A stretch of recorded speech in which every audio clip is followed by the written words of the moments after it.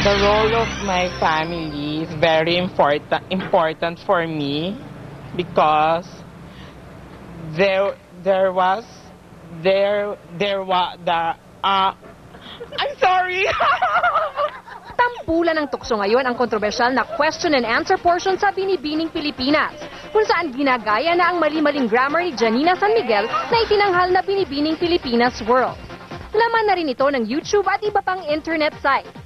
Hindi naman ito nakakatawang biro para sa dating Miss International na si Melanie Marquez, na hanggang ngayon ay kilala pa rin sa kanya naging sagot sa Binibining Pilipinas noong 1979. I won't change my legs because I'm contented with my long-legged. Ipinagtanggol ni Melanie si Janina.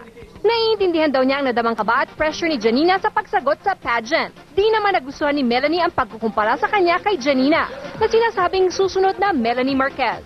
I'm grateful that these people see the beauty in her. But if you're trying to insult her mistakes, comparing to me, na akala nila bobo siya, well, I think that has to be put a stop. Ayon kay Melanie, dapat irespeto ang mga beauty queen gaya niya. Tigilan na nila yung pagbabatikos sa akin. I think I'm one of a few celebrity who have gave so much honor in this country. I didn't choose anybody. I didn't step anybody's toes. Nang tinanong naman si Melanie kung may babaguhin siya sa naging sagot niya noon, ito ang kanyang naging sagot.